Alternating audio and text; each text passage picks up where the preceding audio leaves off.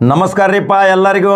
ಉತ್ತರ ಕರ್ನಾಟಕದ ಶೈಲಿಯಾಗ ಸೊಗಡ ಭಾಷೆಯದಾಗ ನಾವು ಇವತ್ತು ಭಾಳ ನಿಮ್ಮೆಲ್ಲರ ಆಶೀರ್ವಾದ ಪ್ರೀತಿಯೊಂದಿಗೆ ದಾಪುಗಾಲ ಹಾಕಾಕತ್ತೀವಿ. ಆದರೆ 21ನೇ ಶತಮಾನದಲ್ಲಿಯೂ ಸಹಿತ ಇಂಥ ಕೀಳು ಮಟ್ಟದ ಅನಾಗರಿಕ ಪದ್ಧತಿ ಇವತ್ತು ಮತ್ತೆ ಪ್ರಾರಂಭ ಆಗೈತಂದ್ರೆ ಆ ನೀಚರಿಗೆ ಎಂಥ ಶಿಕ್ಷೆ ಕೊಡ್ಬೇಕನ್ನೋದು ನೀವು ಹೇಳ್ಬೇಕಲ್ರಿ. ಏನಾಗೈತಿ ನೋಡ್ರಿ, ಒಬ್ಬ ದಲಿತ ಯುವಕ ದೇವಸ್ಥಾನದ ಮೂರ್ತಿ ಮುಟ್ಟಿದಾನ ಅಂದಮೇಲೆ ಅಲ್ಲಿಯ ಒಬ್ಬ ಪುಡಾರಿ ಆ ನೀಚ ನಾರಾಯಣ ಸ್ವಾಮಿ ಅನ್ನೋ ವ್ಯಕ್ತಿ ಆ ಯುವಕನಿಗೆ ಮತ್ತು ಆ ಕುಟುಂಬಕ್ಕೆ 60,000 ರೂಪಾಯಿ ದಂಡ ಹಾಕ್ತಾನೆ. 60,000 ರೂಪಾಯಿ ದಂಡ ಕೊಡ್ಲಿಕ್ಕಂದ್ರೆ ಊರು ಖಾಲಿ ಮಾಡಂತಾನೆ. ಇವನ್ಯಾರ್ರಿ 21ನೇ ಶತಮಾನದಾಗ 12ನೇ ಶತಮಾನದಾಗ ಬಸವಣ್ಣ ಅವರ ಡೋಹರ ಕಕ್ಕಯ್ಯ ಮಾದರ ಚೆನ್ನಯ್ಯ ದಲಿತರ ಜೊತೆ ಕೂಡಿಕೊಂಡು ದಲಿತ ಉದ್ಧಾರವಾದ ಅನೇಕ ಸಾಮಾಜಿಕ ಚಟುವಟಿಕೆ ಮಾಡಿ ಅಣ್ಣ ಬಸವಣ್ಣನವರ ಈ ನಾಡಿನಲ್ಲಿ, ಈ ಕರ್ನಾಟಕದ ವೀರರಾಣಿ ಚೆನ್ನಮ್ಮ ಮತ್ತು ಸಂಗೊಳ್ಳಿ ರಾಯಣ್ಣನ ನಾಡಿನಲ್ಲಿ ಈ ನಾರಾಯಣ ಸ್ವಾಮಿನ ಇನ್ನೂ ಬಂಧಿಸಲಿಲ್ಲ ಅಂದ್ರೆ ಹೆಂಗ್ರಿ? ತಕ್ಷಣ ಅವನು ಬಂಧಿಸ್ಬೇಕು. ತಕ್ಷಣ ಈ ದಲಿತರಿಗೆ ಆಗುತ್ತಿರುವ ಅನ್ಯಾಯ, ದಲಿತರ ಮೇಲೆ ನಡೆಯುತ್ತಿರುವ ದೈನಂದಿನ ಕಿರುಕುಳ, ದಲಿತರನ್ನು ಈ ರೀತಿ ನೋಡ್ತೀರಂದ್ರೆ, ಯಾಕಂದ್ರೆ ಬ್ಲಡ್ ಬ್ಯಾಂಕಿನಾಗ ಹೋದ್ರೆ ದಲಿತನ ರಕ್ತ ತಗೊಳ್ಳಿಲ್ಲ ಅಂದ್ರೆ ಎಷ್ಟು ಜನ ಅದೇರಿ? ಆವಾಗ ಕೇಳಬೇಕು, ದಲಿತರ ರಕ್ತ ಐತೋ ಇದು ಮುಸಲ್ಮಾನ್ ರಕ್ತ ಐತೋ ಏನು ಯಾರ್ದು ರಕ್ತ ಐತೆ ಅಂತೇಳಿ. ಈ ಅನಾಗರಿಕ ನೀಚ ಪದ್ಧತಿಯಿಂದ ಇವತ್ತು ದಲಿತರ ಮೇಲೆ ನಡೆಯುತ್ತಿರುವ ಅನ್ಯಾಯ ಅತ್ಯಾಚಾರಕ್ಕೆ ರಾಜ್ಯಾದ್ಯಂತ ಈಗ ಕೂಗು ಎದ್ದೈತಿ. ಯಾಕಂದರೆ ದಲಿತ ಮನುಷ್ಯನಲ್ಲ ರೀ, ಮಾನವ ಧರ್ಮದಿಂದ ಬಂದವರು. ಆ ಮಾನವ ಧರ್ಮಕ್ಕೆ ಸಹಿತ ಇವತ್ತು ಆ ಮಾನವನನ್ನು ಮಾನವ ರೂಪದಲ್ಲಿ ನೋಡಲಿಲ್ಲ ಅಂದರೆ ಪ್ರಾಣಿಯಂತೆ ಚಿತ್ರಹಿಂಸೆ ನೋಡುವಂಥ ಇವತ್ತು ಈ ಘಟನೆ ನಡೆದಿದ್ದು ಎಲ್ಲಿ ಗೊತ್ತೈತೇನ್ರಿ? ಕೋಲಾರದ ಮಾಲೂರಿನ ಉಳ್ಳೇರಹಳ್ಳಿ ಗ್ರಾಮದಾಗ ಈ ಅನಾಗರಿಕ ವರ್ತನೆ ಮಾಡಿದ ಈ ವ್ಯಕ್ತಿ ನಾರಾಯಣ ಸ್ವಾಮಿ ಅಂತೆ ದಂಡ ಕೊಡ್ಬೇಕು. ದಂಡ ಕೊಡ್ಲಿಕ್ಕಂದ್ರೆ ಊರು ಖಾಲಿ ಮಾಡಬೇಕು. ಹೆಂಗಂತೀರಿ ಕರ್ನಾಟಕ ರಾಜ್ಯದ ಜನತೆ? ಇದನ್ನು ಎಲ್ಲರೂ ಖಂಡಿಸಬೇಕು. ಅದಕ್ಕೆ ಇವತ್ತೊಂದು ಸ್ಪಷ್ಟ ಉದಾಹರಣೆಯೊಂದಿಗೆ ಹೇಳ್ತೇನೆ.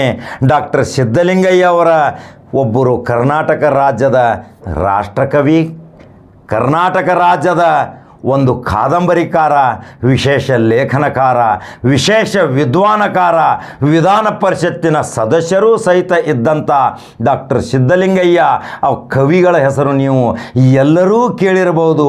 ಅವರು ತಮ್ಮ ಜೀವಿತಾವಧಿಯಲ್ಲಿ ಕೊನೆಯ ಭಾಷಣದಲ್ಲಿ ಒಂದು ಪ್ರಶ್ನೆ ಹೇಳ್ತಾರೆ. ಅವರು ತಮ್ಮ ಪುಸ್ತಕದಲ್ಲಿ ಒಂದು ವಾಕ್ಯ ಬರೀತಾರೆ. ಅಂಥ ಆ ದಲಿತ ಕವಿ ಸಿದ್ಧಲಿಂಗಯ್ಯ ಅವರನ್ನು ಮೇಲ್ಮನೆಗೆ ನಾಮಕರಣ ಮಾಡುವಂಥ ಇಚ್ಛಾಶಕ್ತಿ ರಾಜಕಾರಣ ಇರುವಾಗ ಆ ಸಿದ್ಧಲಿಂಗಯ್ಯ ಅವರ ಜೊತೆ ನಮ್ಮದು ಒಡನಾಟಿ ಸಂಬಂಧ. ಅನೇಕ ಬಾರಿ ಅವರ ಜೊತೆ ಬೆಂಗಳೂರಲ್ಲಿ ಭೇಟಿಯಾಗಿ ವಿಚಾರ ವಿನಿಮಯ, ವಿಚಾರ ಸಂಕಿರಣ, ವಿಚಾರ ಕಮ್ಮಟದಲ್ಲಿ ನಾವು ಭಾಗವಹಿಸಿದಾಗ ಅನೇಕ ವಿಚಾರಧಾರೆಗಳನ್ನ ಹೇಳ್ತಿದ್ರು. ಅವರು ಒಂದು ತಮ್ಮ ಕೊನೆಯ ಜೀವಿತಾವಧಿಯಲ್ಲಿ ಕೊನೆಯ ಭಾಷಣವನ್ನು ಮಾಡ್ತಾರೆ. ಆ ಭಾಷಣದ ಒಂದು ತುಣುಕು ಹೇಳ್ತಾನೆ ಕೇಳ್ರಿ. ಹಳೆಯ ಕಾಲದಲ್ಲಿ ದಲಿತರನ್ನು ಹೆಂಗೆ ಉಪಯೋಗ ಮಾಡ್ಕೋತಿದ್ರು? ದಲಿತರ ಬೆನ್ನಿಗೆ ಒಂದು ಪೊರಕೆಯನ್ನು ಕಟ್ತಿದ್ರು. ಆ ಪೊರಕೆಯಿಂದ ಕಸಗುಡಿಸುತ್ತಾ ಅವರು ಹೋಗಬೇಕು. ಇನ್ನಿತರದವರು ಸವರ್ಣೀಯರು ಅಲ್ಲಿ ಕಾಲು ಇಟ್ಟರೆ ಆ ದಲಿತ ನಡೆದಂಥ ಆ ಹೆಜ್ಜೆ ಮೇಲೆ ನಮ್ಮ ಹೆಜ್ಜೆ ಮೂಡಬಾರದು, ನಾವು ಮಲಿನರಾಗ್ತೀವಿ ಅಂಥೇಳಿ ಒಂದು ಅನಾಗರಿಕ ಪದ್ಧತಿಯನ್ನು ಇಟ್ಟಿದ್ರು. ಅದೇ ರೀತಿ ಆ ದಲಿತನ ಒಂದು ಕೊರಳಿಗೆ ಒಂದು ಮಡಕೆಯನ್ನು ಕಟ್ತಿದ್ರು, ಮಣ್ಣಿನ ಮಡಕೆ. ಆ ಮಣ್ಣಿನ ಮಡಿಕೆಯಲ್ಲಿ ಅವನು ಉಗುಳಬೇಕು. ಆ ಉಗುಳಿದ್ದನ್ನು ಇಲ್ಲಿ ರಸ್ತೆ ಮೇಲೆ ಉಗುಳಬಾರದು. ಅದನ್ನು ಯಾರೋ ಒಬ್ಬ ಸವರ್ಣೀಯ ಬಹಳ ತುಪ್ಪ ತಿಂದವ ಅದನ್ನು ತುಳಿದಂದ್ರೆ ಅವ ಮಲಿನ ಆಗತಾನಂಥೇಳಿ ಆ ಪಾಪ ದಲಿತರ ಕೊರಳಿಗೆ ಒಂದು ಮಣ್ಣಿನ ಗಡಿಗೆ ಕಟ್ತಿದ್ರು. ಆ ಗಡಿಗೆಯಲ್ಲಿ ಉಗುಳಬೇಕು. ಆ ಗಡಿಗೆ ಸಾಯಂಕಾಲ ತೆಗೆದುಕೊಂಡು ಊರ ದೂರ ಹೋಗಿ ಆ ಗಡಿಗೆಯನ್ನು ಹುಗಿಯಬೇಕು. ಇಂಥ ಅನಾಗರಿಕ ಪದ್ಧತಿಯು ಹಳೆ ಕಾಲದಲ್ಲಿತ್ತು. ಇವತ್ತು 21ನೇ ಶತಮಾನ ಆ ಪದ್ಧತಿಯನ್ನು ಹೋರಾಟದ ಮುಖಾಂತರ ಡಾಕ್ಟರ್ ಬಾಬಾ ಸಾಹೇಬ್ ಅಂಬೇಡ್ಕರ್ ಇಂಥ ಸಂವಿಧಾನವನ್ನು ತಂದರು. ಅನ್ಟಚಬಿಲಿಟಿ, ಅಸ್ಪೃಶ್ಯತಾ ನಿವಾರಣೆ ಕಾನೂನುಗಳನ್ನು ಸಹಿತ ಸರ್ಕಾರ ತಂದರು. ಆದರೂ ಸಹಿತ ಇನ್ನೂ ಅನಾಗರಿಕ ನೀಚ ಪದ್ಧತಿಗಳನ್ನು ಇವತ್ತು ಎಷ್ಟು ಜನ ಇನ್ನೂ ದಲಿತರನ್ನು ನೋಡಿ ಹೀಯಾಳಿಸ್ತಾ ಇದ್ದೀರಿ. ಆದರೆ ಆ ದಲಿತರನ್ನು ದೇವರಂತ ನೋಡ್ರಿ, ನಿಮ್ಮ ಕೆಲಸ ಒಳ್ಳೆಯದಾಕೈತಿ. ಅವರನ್ನು ತಪ್ಪು ದೃಷ್ಟಿಯಿಂದ ನೋಡಿದರೆ ನೀವು ಬೂದಿ ಆಗ್ತೀರಿ ಅನ್ನೋದು ಇವತ್ತಿನ ವಿಶೇಷ ಸ್ಟೋರಿ. ನೋಡ್ರಿ, ಆ ಉಗುಳು ಚೆಲ್ಲಬಾರದು, ಇಂಥ ನೀಚ ಪದ್ಧತಿ ಅನಾಗರಿಕ ಪದ್ಧತಿ ಇತ್ತು. ಆದರೆ ಇವತ್ತು ಮಾಲೂರಲ್ಲಿ ನಡೆದಂಥ ಘಟನೆ, ಕೋಲಾರ ಯಾರು ಚಿನ್ನದ ಗಣಿ ಅಂತೀವಿ, ಬಂಗಾರದ ಖನಿ ಕೊಟ್ಟಂಥ ಭೂಮಿಯಲ್ಲಿ ಇಂಥ ನೀಚರು ಸಹಿತ ಇವತ್ತು ಬದುಕಾಕತ್ತಾರ, ಬಾಳಾಕತ್ತಾರ. ಆ ದಲಿತ ಅವತ್ತು ಹೋಗಿ ದೇವಸ್ಥಾನದ ಮೂರ್ತಿ ಮುಟ್ಟಿದ್ರೆ ಅದು ಮಲಿನ ಆಕೈತೆ ಅಂತೀರಿ. ಮಲಿನ ಆದ ಮೇಲೆ 60,000 ರೂಪಾಯಿ ದಂಡ ಹಾಕ್ತೀರಿ. ದಂಡ ಕೊಡ್ಲಿಕ್ಕಂದ್ರೆ ಊರು ಖಾಲಿ ಮಾಡ್ತೀರಿ, ಬಹಿಷ್ಕಾರ ಹಾಕುವಂಥ ಬೆದರಿಕೆಗಳನ್ನ ಹಾಕ್ತೀರಿ. ಹಾಗಾದ್ರೆ ಇವತ್ತು ಈ ನಾರಾಯಣ ಸ್ವಾಮಿಗೆ ಯಾವ ಶಿಕ್ಷೆ ಕೊಡಬೇಕು? ದಲಿತರಂದರೆ ದೇವರು, ದಲಿತರು ಬರ್ತಾ ಇದ್ದಾರೆ, ದಾರಿ ಬಿಡಿ. ದೇಶ ಆಳಲಾಕ ಇವತ್ತು ದಲಿತರ ಮುಂದೆ ಕ್ರಾಂತಿ ಮಾಡ್ತಾರ. ಇವತ್ತು OBC ಅವರು ಪಾರ್ಲಿಮೆಂಟದಲ್ಲಿ 85% ಇರಬೇಕಂತ ಹೇಳ್ತಿದ್ರು. ಡಾಕ್ಟರ್ ಬಾಬಾ ಸಾಹೇಬ್ ಅಂಬೇಡ್ಕರ್ ಸಂವಿಧಾನವನ್ನು ರಚನೆ ಮಾಡಿದರು. ಆದರೆ ಇವತ್ತು 3%ದವರಿಗೆ ಎಲ್ಲ ಮಾರ್ಕೊಂಡ್ಬಿಟ್ಟಿದ್ದೀರಿ. 85% ಎಲ್ಲರೂ ಯಾವಾಗ ಒಂದಾಗ್ತೀರಿ OBC ಅವರು ಅಂತೇಳಿ ಇವತ್ತು ಮಹಾಸ್ವಾಮಿ ಮೈಸೂರಿನ ಜ್ಞಾನ ಪ್ರಕಾಶ್ ಮಹಾಸ್ವಾಮಿ ಒಂದು ವಾಕ್ಯ ಹೇಳ್ತಾರೆ. ಆ ವಾಕ್ಯ ಸಹಿತ ಇವತ್ತು ಬಿಡುಗಡೆ ಮಾಡಕತ್ತ ನೋಡ್ರಿ. ಹಾಗಾದರೆ ಇದು ಮಾಲೂರಿನಲ್ಲಿ ನಡೆದ ಘಟನೆ ಖಂಡನೆ ಮಾಡಬೇಕು. ಇಂಥ ಅನಾಗರಿಕ ಪದ್ಧತಿಯ ವಿರುದ್ಧ ಇವತ್ತು ಎಚ್ಚರಗೊಳ್ಳಬೇಕು. ಇವತ್ತು ಇದರಿಗೆ ಇಂಥ ಅಹಿತಕರ ಘಟನೆಗಳನ್ನು ಎದುರಿಸಲಿಕ್ಕೆ ಈ ದಲಿತರಿಗೆ ಒಂದು ಶಕ್ತಿ ಬರಬೇಕು. ನಾವು ಸರಿ ಸಮಾನರು ಅನ್ನುವ ಮನೋಭಾವನೆ ಇನ್ನಿತರರು ತಿಳ್ಕೋಬೇಕು. ಯಾವಾಗ ದಲಿತರು ಇದ್ದಾರಂದರೆ ಇವತ್ತು ದೇಶ ನಡೆಯಾಕತೈತಿ ಅನ್ನೋದು ಮೊದಲು ತಿಳ್ಕೋಬೇಕು. ಯಾಕಂದರೆ ಅವರನ್ನು ಆ ದೃಷ್ಟಿಯಿಂದ ನೋಡಬಾರ್ದು. ಯಾಕೆ ಆ ದೃಷ್ಟಿಯಿಂದ ನೋಡ್ತೀರಿ?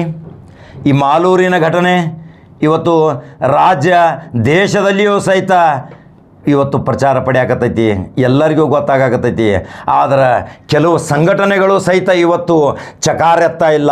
ದಲಿತರು ಉದ್ಧಾರ ಮಾಡ್ತೀವಿ, ದಲಿತರ ಕೇರಿಗೆ ನಾವು ಹೋಗ್ತೀವಿ, ದಲಿತರು ನಮ್ಮ ಅಣ್ಣ ತಮ್ಮಂದಿರು, ದಲಿತರು ಹಿಂದುತ್ವ ಭಾವನೆ ಉಳ್ಳವರು, ದಲಿತರು ನಮ್ಮ ಹಿಂದೂಗಳು ಅನ್ನುವ ಒಂದು ಸ್ಟುಡಿಯೋಗಳಲ್ಲಿ ಲಭ ಹೊಯ್ಕೊಳ್ಳೋರು ಎಲ್ಲಿ ಹೋದ್ರಿಪ್ಪ? ಇವತ್ತು ಆ ನಾರಾಯಣ ಸ್ವಾಮಿನ ಬಂಧಿಸಿ ಯಾವ ಶಿಕ್ಷೆ ಕೊಡೋ ಸಲುವಾಗಿ ಒಂದರೇ ಪ್ರತಿಭಟನೆ ಮಾಡಿದಿರಿ? ಯಾಕೆ ಮಾಡಲಿಲ್ಲ? ಇವತ್ತು ನಂಬರ್ 1 ಚಾನಲ್ ಪ್ರತಿಭಟನೆ ಮುಖಾಂತರ ಇವತ್ತು ಎಚ್ಚರಿಕೆಗೊಳಿಸಾಕತೈತಿ. ಇವತ್ತು ಈ ದಲಿತ ಕುಟುಂಬಕ್ಕೆ ಆದಂಥ ಅನ್ಯಾಯ ಮತ್ತೊಂದು ದಲಿತ ಕುಟುಂಬಕ್ಕೆ ಆಗಬಾರದು ಅನ್ನೋದೇ ಇವತ್ತಿನ ವಿಶೇಷ ಸ್ಟೋರಿ. ನೀವು ನಂಬರ್ 1 ಚಾನಲ್ ಯೂಟ್ಯೂಬ್ದಾಗ ಸಬ್ಸ್ಕ್ರೈಬ್ ಮಾಡಿರಿ, ಬಲಗಡೆ ಇರುವಂಥ ಗಂಟೆ ಆನ್ ಮಾಡಿರಿ, ಲೈಕ್ ಮಾಡಿರಿ, ಶೇರ್ ಮಾಡಿರಿ. ಫೇಸ್ಬುಕ್ದಾಗ ಮತ್ತು ಬೇರೆ ಸುದ್ದಿಯೊಂಗೆ ಖಡಕ ಸುದ್ದಿಯೊಂಗೆ ಬರ್ತಾನೆ ಕಾಕ. ನಮಸ್ಕಾರ.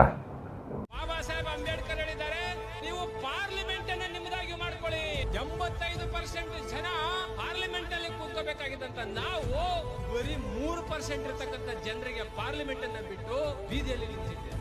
563 ರಾಜರುಗಳು ದೇಶವನ್ನು ಚಿತ್ರ ಮಾಡಿದ್ರು. ಈ 563 ದೇಶಗಳನ್ನ ಒಂದು ಮಾಡಿದಂತಹ ಕೀರ್ತಿ ಡಾಕ್ಟರ್ ಬಾಬಾ ಸಾಹೇಬ್ ಅಂಬೇಡ್ಕರ್ ಅಖಂಡ ಭಾರತದ ಕಲ್ಪನೆಯನ್ನು ಕೊಟ್ಟಿದ್ದಾರೆ. ನೀವು ಬರಬಾರ್ದು, ನೀನು ಆ ಅಮ್ಮನ ಮುಟ್ಬಿಟ್ಟಿದ್ಯಾ, ಆ ಅಮ್ಮನಿಗೆ ಮೈಲಿಗೆ ಆಗ್ಬಿಟ್ಟಿದೆ, 60,000 ಫೈನ್ ಕಟ್ಟಿದ್ರೆ ನೀವು ಗ್ರಾಮಕ್ಕೆ ಬರಬೇಕು, ಇಲ್ಲಾಂದ್ರೆ ಬರಬಾರ್ದು ಅಂತ ಹೇಳ್ಬಿಟ್ಟು ದಲಿತರಿಗೆ ಬಹಿಷ್ಕಾರ ಹಾಕಿರೋಂಥದ್ದು. ಏನ್ ನಿಮ್ ದೇವ್ರ ಮುಟ್ಟಕ್ ಹೋಗಿದ್ದು ಮುಟ್ಬಿಟ್ಟು ನೀವೆಲ್ಲ ಒಳ್ಳೆಯರು ಬೈದ್ ಕಳಿಸ್ಬಿಟ್ರು. ಮಾಲೂರು ತಾಲೂಕು ಹುಳ್ಳೇರಳ್ಳಿ ಅನ್ನೋ ಒಂದು ಗ್ರಾಮದಲ್ಲಿ ಒಂದು ದೊಡ್ಡ ಗಂಭೀರವಾದಂತ ಒಂದು ಘಟನೆ ನಡೆದಿದೆ. ಏನಂದ್ರೆ ಈ ಹುಡುಗ ದಲಿತ ಹುಡುಗ ಚೇತನ್ ಅಂತ ಇವನ ಹೆಸರು. ಅದಪ್ಪ ದೇವರದು ಭೂತಮ್ಮನ ದೇವರ ಮೆರವಣಿಗೆ ನಡೀತಾ ಇದ್ದಿದ್ದ. ಮೆರವಣಿಗೆ ನಡೀತಾ ಇರೋಂತ ಸಮಯದಲ್ಲಿ ಏನಾಗಿದೆ, ಈ ಹುಡುಗ ಹೋಗಿದ್ದಾನೆ. ಹುಡುಗ ಹೋಗಿದ ತಕ್ಷಣ ಏನ್ ಮಾಡಿದಾರೆ ಅಂದ್ರೆ ಇವನ್ನ ಚೆನ್ನಾಗಿ ಹೆಂಗಂದ್ರೆ ಹಂಗ ಹೊಡೆದು, ನೀವು ಬರಬಾರ್ದು, ನೀನ್ ಆ ಅಮ್ಮನ ಮುಟ್ಬಿಟ್ಟಿದ್ಯಾ, ಆ ಅಮ್ಮನಿಗೆ ಮೈಲಿಗೆ ಆಗ್ಬಿಟ್ಟಿದೆ, ನೀನ್ 60,000 ಫೈನ್ ಕಟ್ಟಬೇಕು ಅಂತ ಹೇಳ್ಬಿಟ್ಟು ಇವ್ರ ಕುಟುಂಬಸ್ಥರ ಮೇಲೆ ಧಮಕಿ ಹಾಕಿರೋಂಥದ್ದು. 60,000 ಫೈನ್ ಕಟ್ಟಿದ್ರೆ ನೀವು ಗ್ರಾಮಕ್ಕೆ ಬರಬೇಕು, ಇಲ್ಲಾಂದ್ರೆ ಬರಬಾರ್ದು ಅಂತ ಹೇಳ್ಬಿಟ್ಟು ಇವ್ರಿಗೆ ಬಹಿಷ್ಕಾರ ಹಾಕಿರೋಂಥದ್ದು, ದಲಿತರಿಗೆ ಬಹಿಷ್ಕಾರ ಹಾಕಿರೋಂಥದ್ದು. ಇಂಥ ಘಟನೆಗಳಾಗಿ ಇವ್ರನ್ನ ಊರಿಂದ ಆಚೆ ಹಾಕಿದಾಗ ನಾವು ಮನೆಗಳಲ್ಲಿ ಜುಮ್ಮಂತ ಮಲ್ಕೊಂಡಿರಕ್ಕಾಗಲ್ಲ. ಈಗ ರಾತ್ರಿ 1-1:30 ಟೈಮ್ ಆಗಿದೆ. ನಾನು 11-11:15 ನ್ಯೂಸ್ ಅಲ್ಲಿ ನೋಡಿದೆ. ಇವ್ರೊಂದು ವಿಚಾರ ಓಡ್ ಬಂದಿದೀವಿ. ಯಾಕಂದ್ರೆ ನಮ್ಮ ಸಮುದಾಯನ ಕಾಪಾಡ್ಕೊಂಡು ಹೋಗುವಂತ ಒಂದು ಜವಾಬ್ದಾರಿನ ನಾವೇ ತಗೊಬೇಕು.